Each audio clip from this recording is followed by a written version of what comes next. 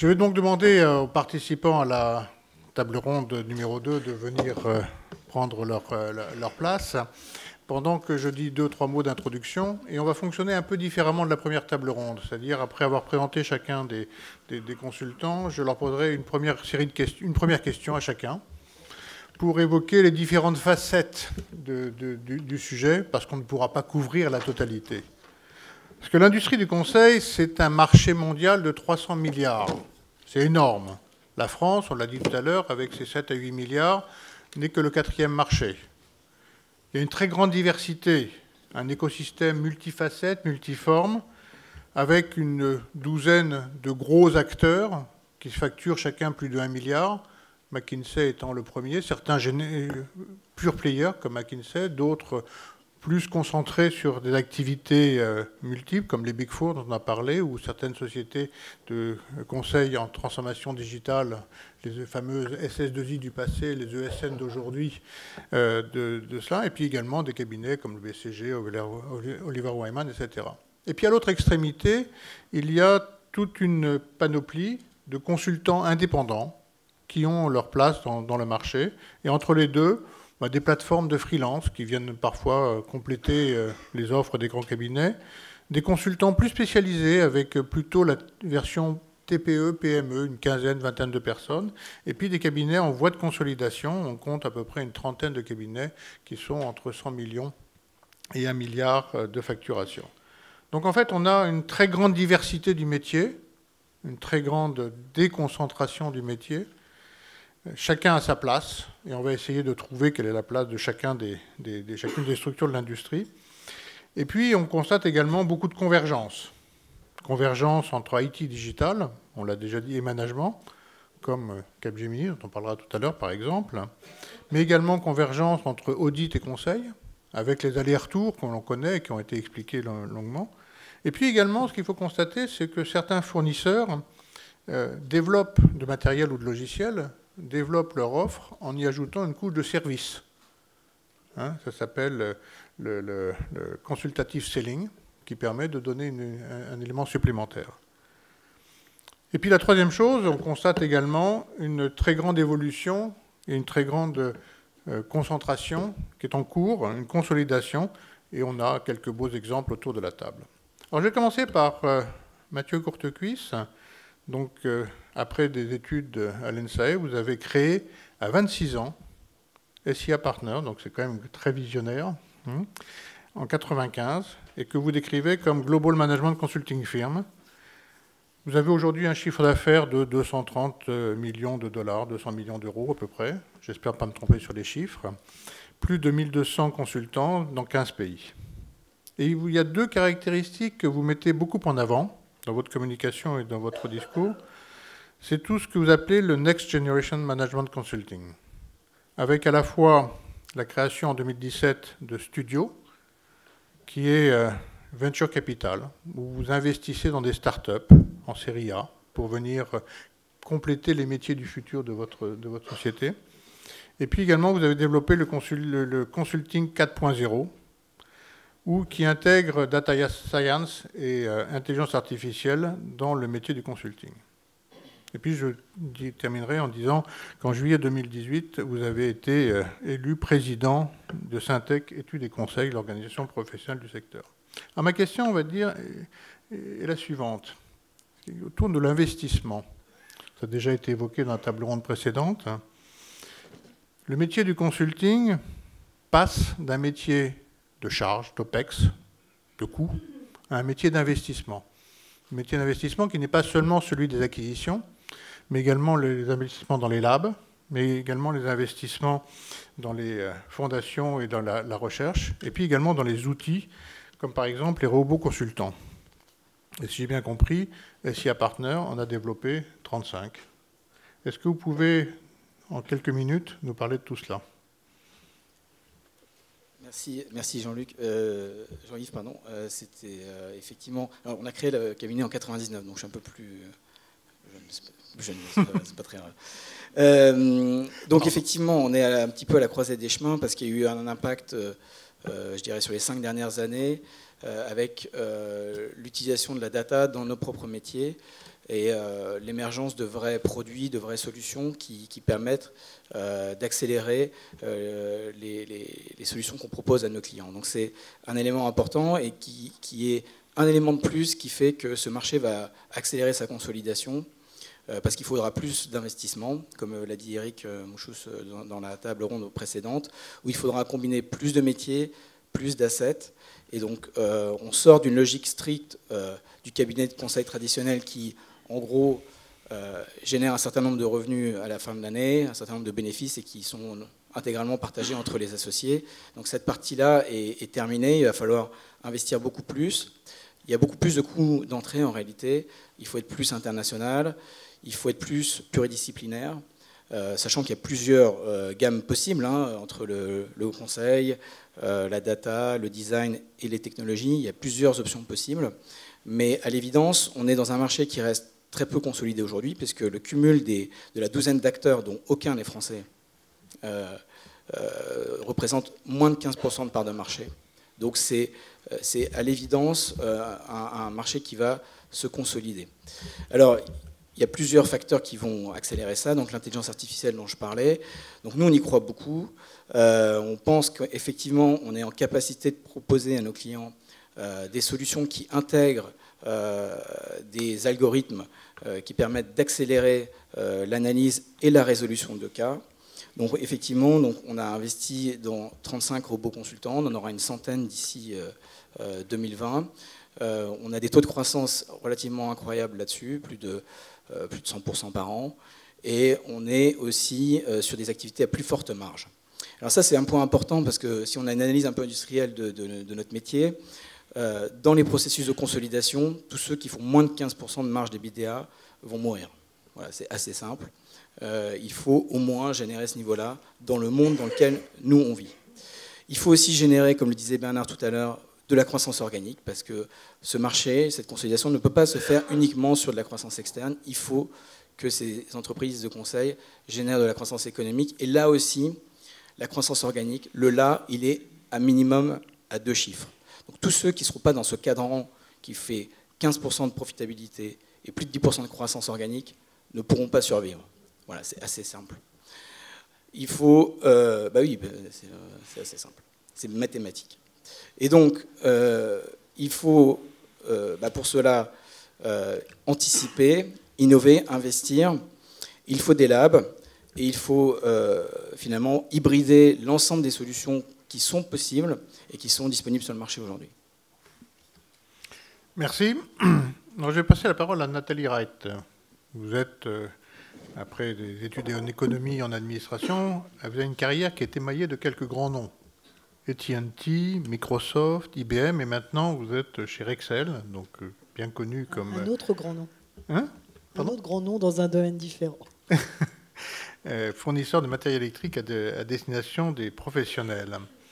Vous êtes groupe de Digital IT and Transformation de cet ensemble, et vous avez également été au conseil de surveillance de votre voisin il y a quelques temps. Alors, en tant que représentant de la demande, la question, c'est la diversité de l'offre.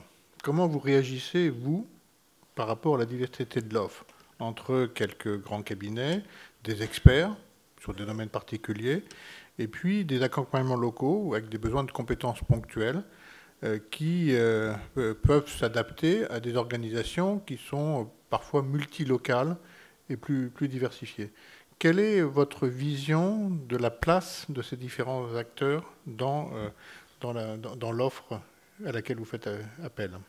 En fait, quand on recherche, on parle de conseil. Alors le mot est peut-être finalement assez réducteur par rapport aux besoins tels qu'on les observe ou on les vit au quotidien dans une entreprise comme Rexel.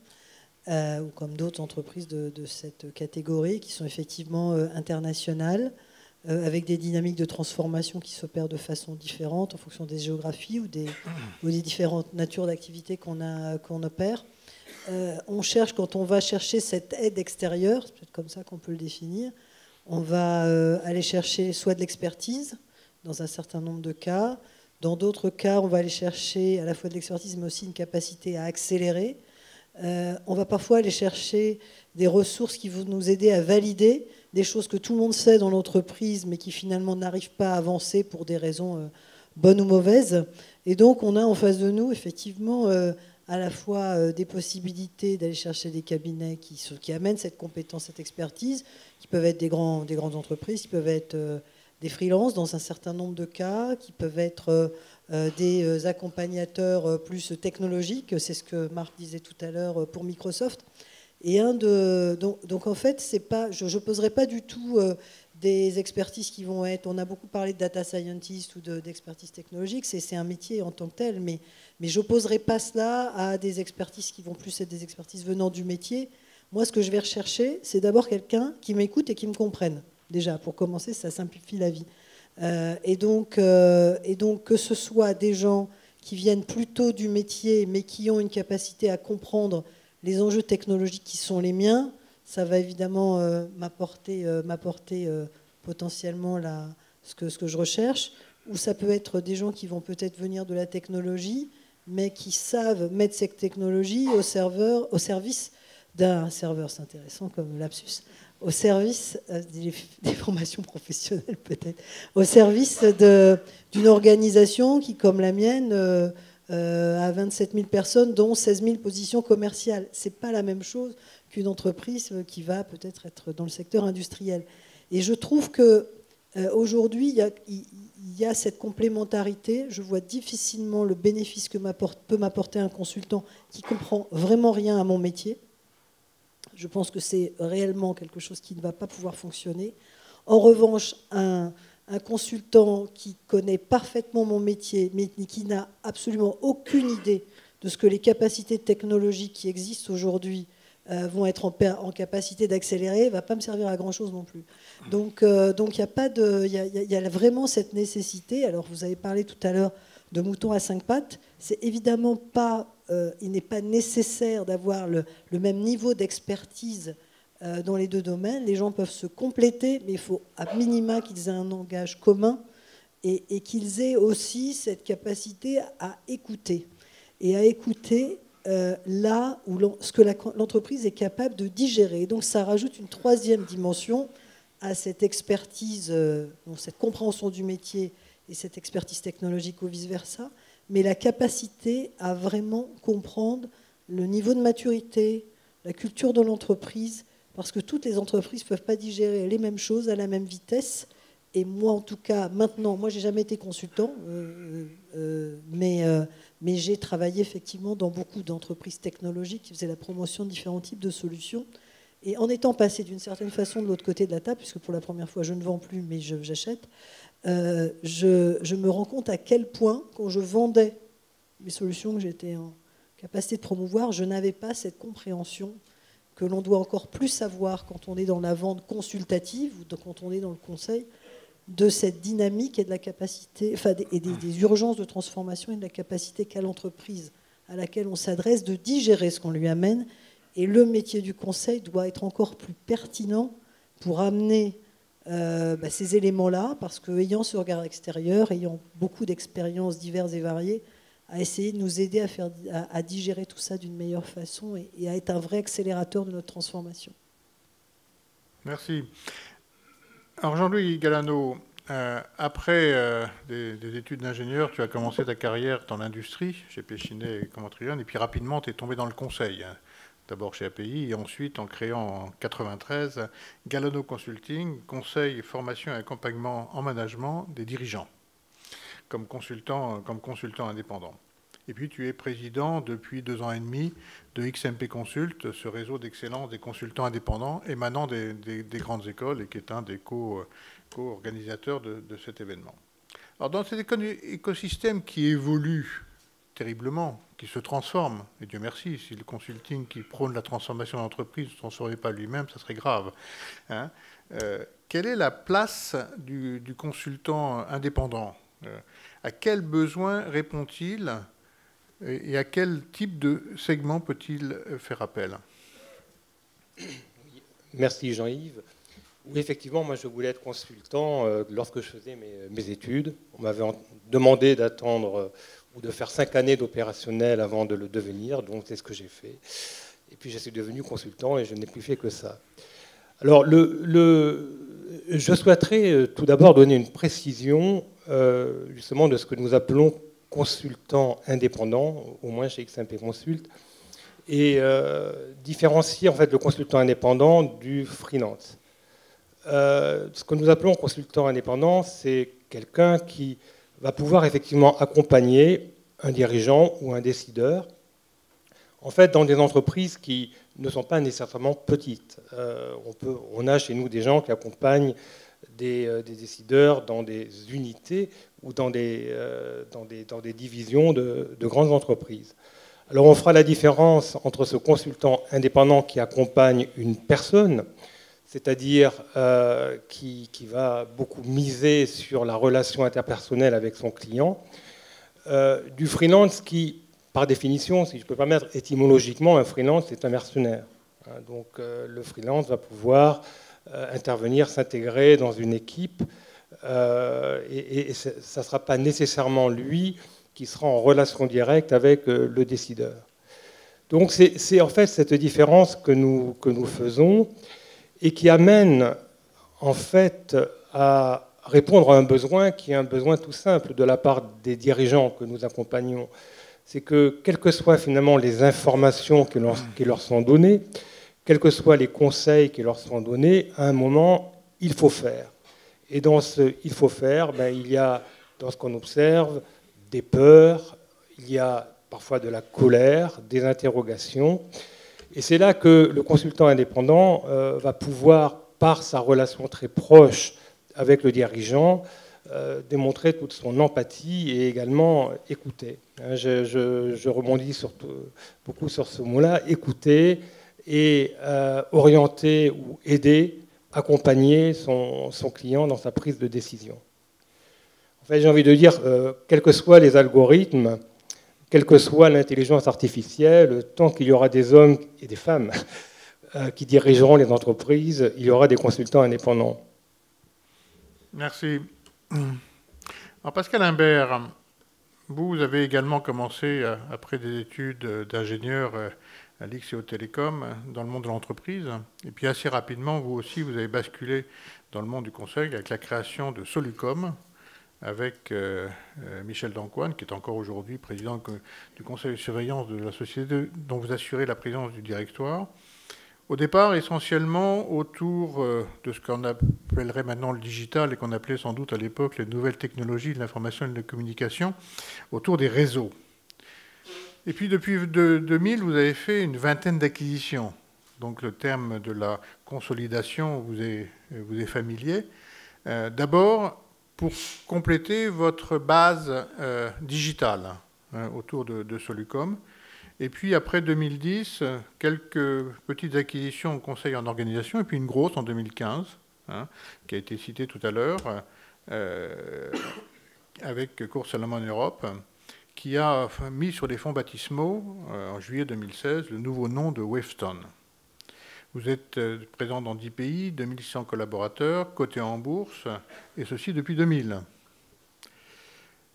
Alors, sur la question de la consolidation, et vous plaidez pour le rapprochement entre techno et management, comment positionnez-vous sur le sujet de spécialisation versus convergence des métiers? Pour vous, vous dites que c'est un choix clair, que c'est une attente du marché. Comment le qualifiez-vous? Comment qualifiez-vous cette attente du marché? Alors, effectivement, c'est une attente du marché. Et la première raison pour laquelle cette convergence entre des disciplines différentes est indispensable, c'est le digital. Le digital et la technologie est en train de provoquer dans tous les métiers, dans toutes les industries, des bouleversements fondamentaux, parfois terribles.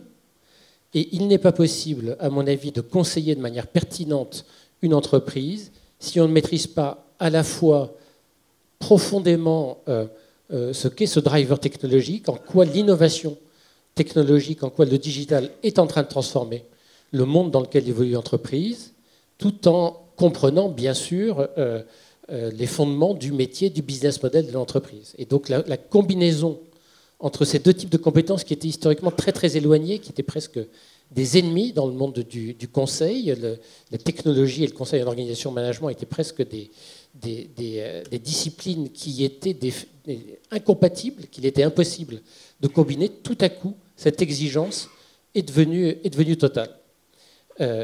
Donc la convergence entre la technologie d'un côté et les disciplines métiers, le conseil en organisation management dans le cœur de métier des entreprises est sans doute indispensable pour arriver à emmener les entreprises dans cette nouvelle ère digitale et à reconstruire leur business model, on va dire un certain nombre de fois ce soir, pour arriver à redessiner un chemin de l'entreprise dans ce nouvel écosystème. La convergence, elle va au-delà de ça. Elle va au-delà de ça parce que les frontières sectorielles, à cause de la révolution que nous sommes en train de connaître, sont en train de s'estomper. Les opérateurs télécoms font de la banque, les constructeurs automobiles deviennent des entreprises de services. Et donc, petit à petit, il est nécessaire non seulement de croiser les compétences métiers et technologiques, mais il est également nécessaire de croiser les compétences métiers entre elles. Et enfin, les transformations que subissent nos clients, qu'ils ont à affronter, sont totales. Elles concernent toutes les facettes de l'entreprise. Et donc la capacité à combiner les compétences métiers, les compétences technologiques, mais également les compétences fonctionnelles de l'entreprise pour être capable de reconstruire, par exemple, les compétences de l'entreprise. C'est une grande question que se posent aujourd'hui, par exemple, les constructeurs automobiles. Quelles sont mes compétences dans 5 ans indispensables pour arriver à tirer mon épingle du jeu, pour arriver à reconstruire le business model et à adapter le business model financier de mon entreprise aux nouveaux métiers que je vais aborder d'ici 5 à 10 ans. Donc la capacité à combiner également ces compétences fonctionnelles avec les compétences métiers et technologiques devient incontournable. Et donc c'est le pari que font beaucoup de cabinets de conseil. Bien sûr, Wavestone est l'illustration même de ce pari avec la construction d'une entreprise qui est complètement construite sur cette idée de combinaison de compétences, mais nombreux sont les cabinets, qu'ils viennent du domaine du management ou qu'ils viennent de la technologie, qui essayent d'arriver à combiner cette compétence. Et ça pousse effectivement à marier des disciplines différentes, ça pousse à grandir. Je ne sais pas si c'est la seule voie pour réussir dans le conseil, mais en tout cas, c'est un driver qui est extrêmement puissant, avec des facteurs clés de succès qui me paraissent indispensables. La première chose, c'est, j'ai entendu tout à l'heure, finalement, qu'on opposait des métiers, le métier de data scientist, le métier de consultant, le métier de designer. Je pense que pour arriver à réussir cette combinaison de compétences, avant tout, les collaborateurs des cabinets de conseil doivent être avant tout des consultants qui écoutent, qui s'approprient et qui ensuite utilisent leur expertise pour arriver à proposer des réponses. Mais ce sont tous des consultants. Et ils doivent tous se considérer comme consultants, qu'ils soient data scientists, architectes, consultants en cybersécurité. Vous savez, chez Wavestone, on a beaucoup de consultants en cybersécurité. Le type le plus incroyable que vous pouvez rencontrer, le plus difficile à manager que vous pouvez rencontrer dans une boîte, c'est le spécialiste de la cybersécurité. Il faut qu'il devienne un consultant, sinon sa compétence en cybersécurité n'apporte absolument rien au reste des équipes. Il faut que ces gens soient des consultants et par ailleurs qu'on travaille à faire quelque chose qu'on a beaucoup de mal à faire dans les cabinets de conseil, qui est à désiloter en permanence, mélanger, faire travailler ensemble, constituer des équipes pluridisciplinaires, s'organiser autour des clients, raisonner One PNL, ce qui est une révolution pour des cabinets de conseil. Merci. Alors, Mathieu, l'autre Mathieu Dougados, vous aussi, vous avez une formation d'ingénieur d'abord à l'École centrale de Lyon et puis complétée par un module de finance à l'ESSEC. Et vous avez passé 3 ans chez Arthur Andersen. 2, bon, voilà. C'était un peu au jugé. Hein. Et puis vous êtes rentré chez Capgemini Consulting en 2001. Là, ça c'est bon. Voilà, comme Head of Operation Excellence. Vous êtes devenu CEO de Capgemini Consulting il n'y a pas longtemps, en 2018, juste pour changer de nom. Il y a 3-4 mois, oui. Oui, juste pour changer de nom. hein, et que vous appelez maintenant Capgemini Invest. Alors si j'ai bien compris dans notre conversation, c'est Invent, pardon. Bah, Invest, ça viendra après. Hein. Si j'ai bien compris, c'est pas seulement un coup de peinture. Hein, c'est, de votre point de vue, c'est un changement de marque, un changement de positionnement, un changement de modèle qui consacre la convergence entre les métiers des technologies de l'information, du data et science, du design et du management. Moi qui dis ça parce que le principe, c'est qu'on ne fait pas de publicité pour sa propre société. Hein.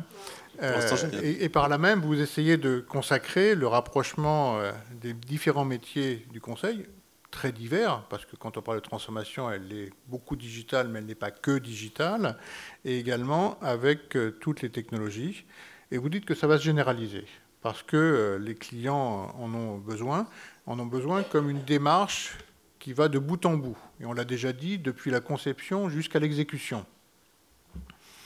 Alors, vous parlez beaucoup d'intégration. On a parlé beaucoup d'intégration sur des métiers très divers, culturellement éloignés, et d'hybridation entre ces différents domaines, entre consulting historique et nouveaux métiers.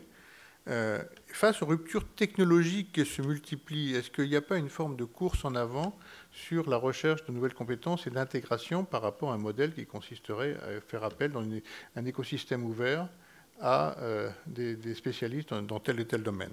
Et pourquoi faites-vous le choix de l'intégration et de l'hybridation à l'intérieur de votre structure? Alors, on va y revenir parce qu'on en parle depuis une heure ou deux déjà sur toutes ces compétences qu'on associe ou qu'on orchestre pour le client. Je reviendrai sur les attentes des clients, parce qu'il y a un point, je pense, qu'on n'a pas cité, c'est aujourd'hui les clients dans ce monde où il y a beaucoup d'innovations technologiques en particulier, attendent de l'engagement de ces partenaires conseils. Alors nous on l'appelle plus conseil Invent, mais parce que ça dépasse la nature du conseil historique. Même si je rejoins le fait que les consultants doivent rester consultants, pour le coup c'est une ossature très très forte, cette notion d'engagement sur les résultats tire beaucoup de choses dans notre modèle propre, cette capacité à s'engager, cette capacité à investir sur des assets technologiques, des plateformes ou des bots ou ce genre de choses. Donc je pense que c'est un mouvement qui est différent et on est, je trouve, plus partenaire aujourd'hui que consultant dans beaucoup de cas. Et là où je rejoins Mathieu, c'est que cette capacité à s'engager, cette capacité à investir, alors là je parle des grands comptes type CAC 40, il faut une empreinte internationale et il faut des reins solides et il faut que ça tourne. Et donc c'est surtout cette capacité à obtenir les résultats et à exécuter les recommandations qui sous-tend la nécessité absolue d'intégrer ou d'orchestrer des compétences qui comprennent justement les impacts technologiques, les innovations technologiques. Nous on parle d'hybridation, j'aime pas trop ce terme. Hybrider, c'est pas forcément intégrer. Alors on va avoir en notre sein en effet des compétences data. On va avoir des compétences, on a des compétences data, on a des compétences design, on a ce que j'appelle des technologues, donc des gens qui sont capables d'analyser, d'identifier les planouilles technologiques pour dire ça va prendre 6 mois, 1 an, 5 ans pour se transformer, mais on les orchestre. J'ai pas vocation à faire en sorte que tous mes consultants data deviennent des consultants métiers. Par contre, on va créer des nouvelles filières, on va créer des ponts dans ces filières et une capacité à sauter d'une filière à l'autre, mais je pense que ça restera l'exception. Donc la force de tout ce qu'on s'est dit depuis une heure, c'est trouver la recette qui fait que ce mariage des compétences et des différentes dimensions permet au cabinet de s'engager sur le résultat de ses clients. Et je pense que c'est ça une des grandes nouveautés. Après, je reviens sur un point qui nous tient particulièrement à cœur, c'est la dimension RH.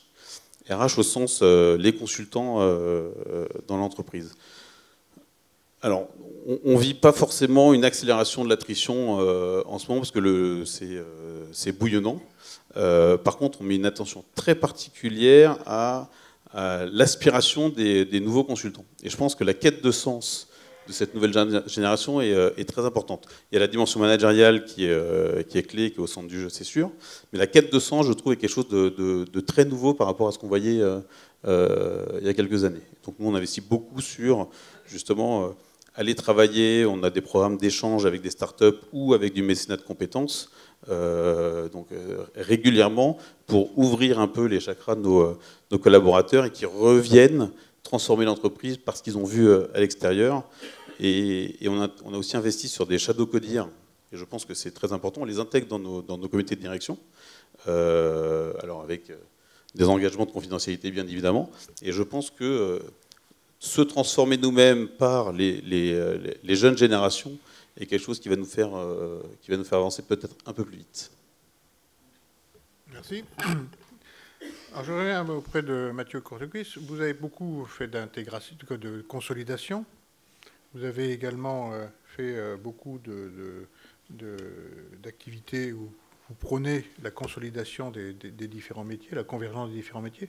Comment vous organisez ça, justement, toujours sur le même sujet de l'intégration de métiers, de compétences et de cultures différentes à l'intérieur de votre structure ? Alors effectivement, donc, nous on a une politique d'acquisition pour nous permettre d'accélérer hors de France, en fait, c'est-à-dire que toutes les géographies qu'on a souhaité adresser, donc on est présent aujourd'hui dans 15 pays, on les découvre d'abord par nous-mêmes et ensuite, dès lors qu'on a terminé cette phase de découverte, on accélère par le biais d'acquisition, on va dire, d'ordre tactique, c'est-à-dire en gros de taille équivalente à nos opérations. Donc ça nous a permis aujourd'hui, on réalise presque 40% de notre chiffre d'affaires hors de France. Et donc ça, c'est une partie des acquisitions qu'on va réaliser, c'est-à-dire dans le métier de conseil en management traditionnel et classique. Et aujourd'hui, c'est extrêmement intéressant puisque, par exemple, notre deuxième géographie, donc c'est les États-Unis. On a plus de 200 personnes en Amérique du Nord aujourd'hui. Ensuite, le caractère pluridisciplinaire, ça, on le bâtit d'abord en France. Là, on est assez fort et là, on a déjà une base de clients importante. On a près de 200 clients en France, c'est-à-dire en gros. Le marché français, il est structuré, on le disait tout à l'heure, il y a 7 milliards de chiffre d'affaires à peu près, mais en réalité, il y a 200 clients, donc c'est un marché très spécifique où il n'y a quand même pas suffisamment de clients, donc c'est aussi ce qui limite aussi la capacité des acteurs français à se développer à l'étranger. Mais nous, on a décidé d'entamer notre démarche pluridisciplinaire, que ce soit sur le métier de la data ou sur le métier du design en France. Donc on a procédé à l'acquisition d'une agence digitale au printemps dernier, et donc on va accélérer ensuite pour donner plus de taille à cette équipe et ensuite l'internationaliser. Donc effectivement, l'acquisition, c'est un processus qui est important, mais ça ne représente que 5% de croissance pour nous. Là, on fait 20% de croissance organique. Et en réalité, c'est un complément. Ça ne peut pas être une stratégie en soi de faire des acquisitions. C'est pour juste nous permettre d'accélérer et d'aller capter des métiers qui sont à la frontière. Et c'est vrai que on parle de défis RH, etc. Mais pour des consultants en management traditionnel, ce que je suis, intégrer des populations de type designer, etc., c'est aussi un challenge parce que, évidemment, ils n'ont pas les mêmes repères, ils n'ont pas les mêmes codes et ils n'ont pas les mêmes intentions en termes de carrière. Et donc, ça nécessite d'adapter aussi les règles de management. Et c'est pour ça que, comme le disait Mathieu à l'instant, on parle plus d'hybridation, c'est-à-dire capacité à créer de la solution plutôt que de homogénéisation ou uniformisation, parce que ça paraît irréaliste quand on travaille avec des gens qui ont des bonnets en plein été, voilà, c'est pas exactement, ou qui ont besoin de faire des siestes l'après-midi. Et voilà, donc on n'est pas exactement dans les mêmes types de populations. Qui auront leur spécificité, leurs aspects talentueux, parce que je me défie de mettre beaucoup de consultants en stratégie sur leur capacité de design. Donc c'est cette capacité-là, et effectivement tout le monde est à la recherche de cette recette pour que ça soit harmonieux, que ça puisse fonctionner de façon fluide. Et donc voilà, il faut créer cet écosystème-là pour apporter les solutions de demain à nos clients. Sur la data, c'est aussi extrêmement important. Il faut bien expliquer que la rupture de l'intelligence artificielle, elle ne fait pas que toucher nos clients, elle nous touche nous-mêmes en plein cœur. Et il faut absolument l'anticiper. Alors la bonne nouvelle, c'est que ça va nous permettre de créer des emplois, contrairement à certaines industries. Nous, l'intelligence artificielle, ça nous permet de faire plus, avec plus de monde. Plus on aura de robots consultants, plus on aura de consultants. Donc ça, c'est extrêmement clair. Donc c'est facile à expliquer ce changement pour nos équipes, mais il faut quand même qu'ils le comprennent. Et il faut aussi que les consultants en management traditionnel comprennent aussi qu'ils ne peuvent pas être des technophobes. Et parce que c'est assez fréquent aussi de constater que ces consultants-là, au-delà du dédain qu'ils peuvent avoir sur les métiers plus techniques, il faut aussi qu'ils apprennent à cohabiter avec ces technologies et qu'eux-mêmes pratiquent ces technologies. Il ne s'agit pas d'en faire des codeurs absolus, mais il faut qu'ils redécouvrent ces solutions, parce que d'abord, elles sont plus accessibles que c'était le cas avant, et que c'est indispensable pour leur futur, même si bon, de fait, ils ne pratiqueront pas tous les jours comme ça. Voilà, en gros, quelques défis aussi en termes de ressources humaines. Merci. Ouais, si je reviens sur ce que tu dis, les questions stratégiques de nos clients aujourd'hui tournent autour des technologies. En quoi la 5G va bouleverser mes opérations? En quoi la blockchain va me maintenir en vie dans mon marché? Donc l'idée, c'est pas de devenir des techniciens de l'IT. L'idée, c'est de comprendre les ruptures technologiques et de savoir en faire une analyse métier en connaissant nos clients d'un point de vue sectoriel ou fonctionnel. Et je pense que c'est là où il ne faut pas faire d'amalgame. Merci. Nathalie Wright, pardon. Lorsque nous avons parlé, j'avais envie de vous poser la question, et l'humain dans tout ça? Alors maintenant, ça paraît un petit peu téléguidé, mais non. En fait, vous nous avez parlé beaucoup de ce que vous attendez des consultants, à la fois pour accompagner le change management, et pas seulement pour proposer des bonnes solutions, mais les faire fonctionner.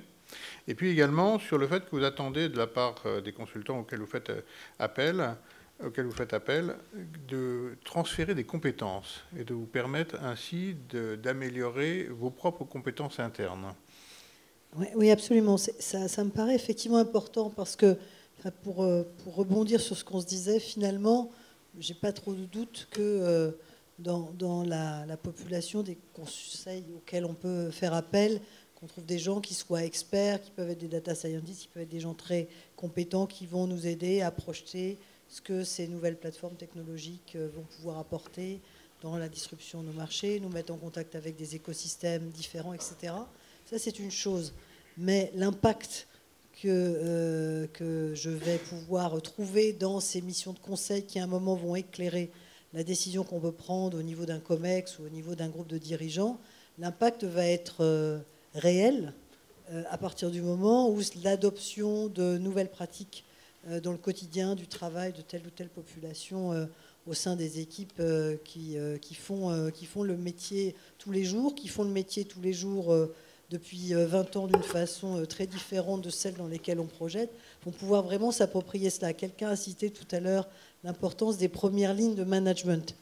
Le N+1, celui qui est juste en pilotage des équipes de 5-10 personnes sur le terrain, ces gens-là, on est en train de les projeter dans un monde où, honnêtement, je peux venir leur parler de blockchain ou de concepts, même de data scientist. Enfin, ça ne va pas forcément résonner et je ne suis pas sûre qu'on puisse, de façon réelle et sérieuse, penser que ça va permettre d'évoluer à ce niveau-là. Donc cette problématique d'adoption et de transformation en profondeur des organisations, ça appelle la nécessité de faire appel à des structures de conseil qui vont pouvoir nous aider aussi dans l'accompagnement de ces transformations. Et ce sont aujourd'hui, on a dit, enfin quelqu'un a dit, le conseil dans les ressources humaines, c'est vraiment quelque chose qui va exploser. Ça demande là aussi des pratiques tout à fait particulières et de nous aider et probablement de sensibiliser aussi les directions à ces problématiques-là. Parce qu'une fois qu'on a vu des beaux slides et qu'on s'est tous convaincus qu'on avait trouvé la martingale pour disrupter notre marché à la place pour ne pas être disrupté, c'est vraiment que le tout début des opérations. Et je pense qu'aujourd'hui, on a encore beaucoup de chemin à faire pour ça. Et que pour des organisations traditionnelles qui sont nous sommes confrontés à de nouveaux acteurs. Parce qu'on a tous son génération Y en face. On a tous, quels que soient les métiers dans lesquels on opère, 1 ou 2 ou 3 concurrents majeurs qui, eux, ont démarré dans les années 80, voire 90, ou pour certains d'entre eux encore plus récemment, et qui ont tout construit différemment dès le départ.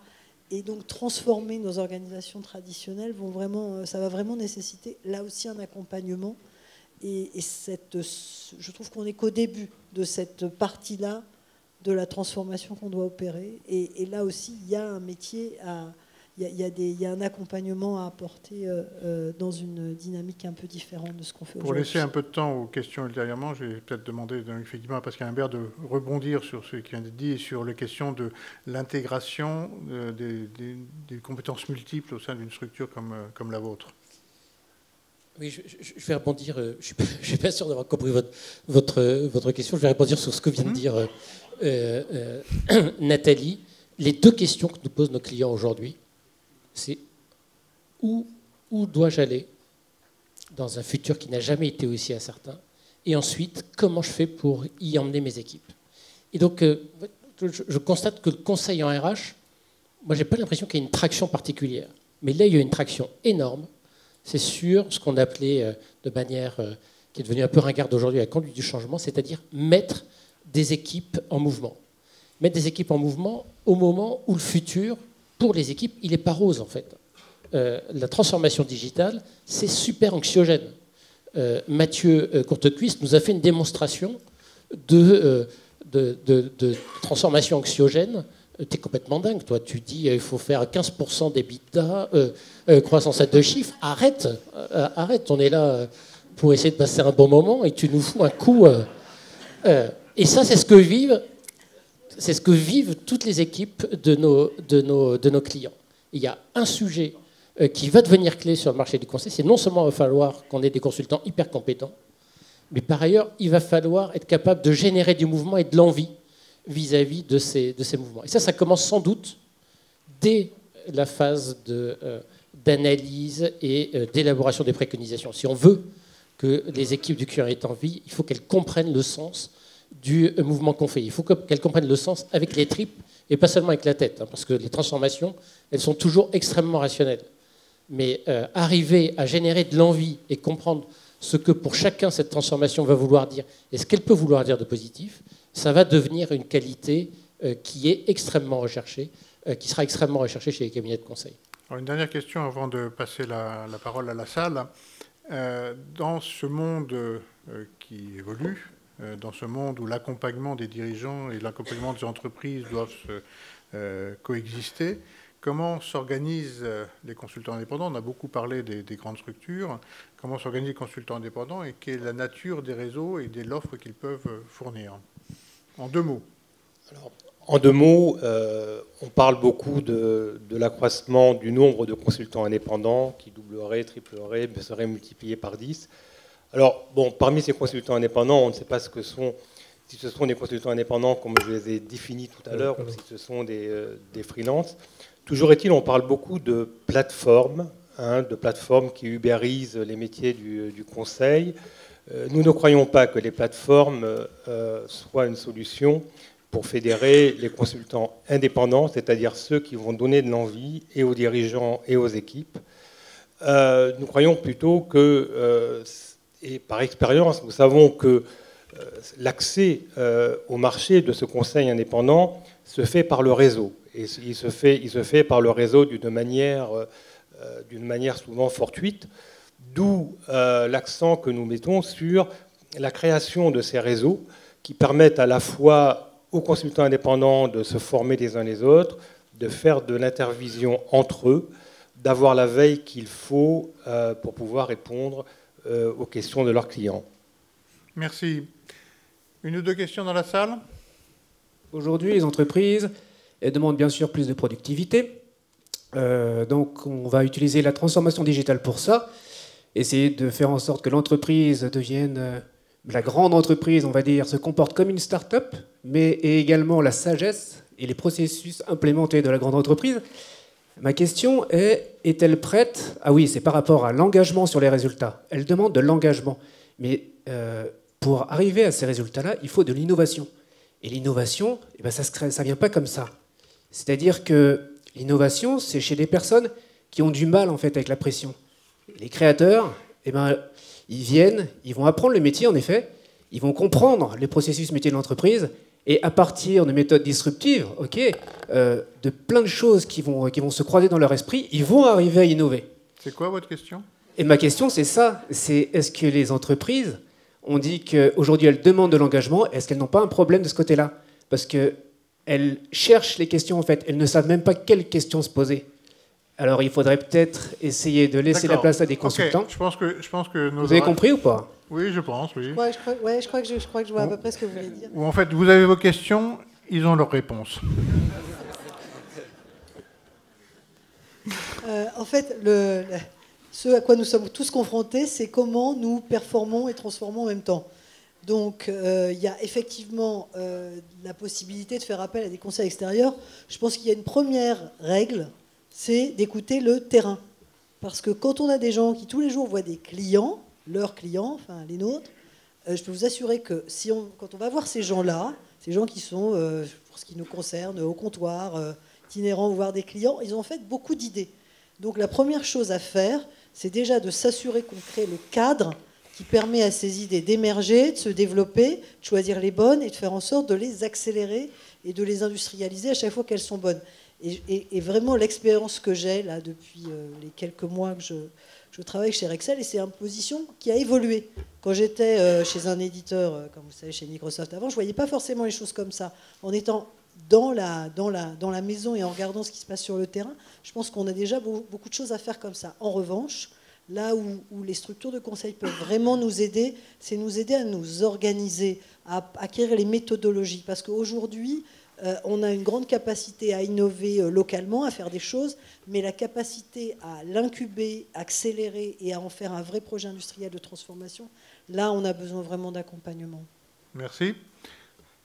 Vous aviez un complément ? Oui, il y a un point que j'ai envie de compléter, c'est aussi des nouveaux modèles qui arrivent là, parce que les entreprises, dans ces champs où la solution n'est pas évidente et on innove et on ne sait pas trop où on va atterrir, elles ne savent pas ce qu'elles doivent développer, c'est compliqué. Et donc, on est dans des modèles où elles demandent à leurs partenaires conseils de construire, commencer à opérer pour ensuite réinternaliser la compétence et certaines capacités. On parlait de data scientist par rapport aux opérationnels historiques, c'est compliqué. Donc, j'ai des usines à faire de la data avec des compétences, des serveurs technologiques, etc. Donc, les partenaires conseils les développent et réinternalisent dans un deuxième temps ses capacités dans l'entreprise, ce qui nécessite de la conduite du changement assez significative aussi. Et donc, on est en train d'imaginer des nouveaux modèles de conseil en ce moment. Il y a une question là-bas et ensuite il y en a une ici et peut-être là-bas. Bonsoir. Timothée Penven, donc junior consultant chez Siltea, rejoint Talent Consulting. En fait, c'est une question sur le brand management donc, et sur l'image de marque, parce que vous avez tous des noms différents. En fait, j'aimerais savoir comment est-ce que vous valorisez votre nom et votre marque au quotidien, que ce soit Wavestone, KMP ou alors SIA, par exemple. Oui, d'accord, les questions impossibles, c'est pour moi. D'accord. Je te remercie, Mathieu. Là non plus, je ne suis pas sûr d'avoir bien compris la question. En tout cas, dans le conseil, avant Wavestone, ça s'appelait Solucom. C'est un nom catastrophique.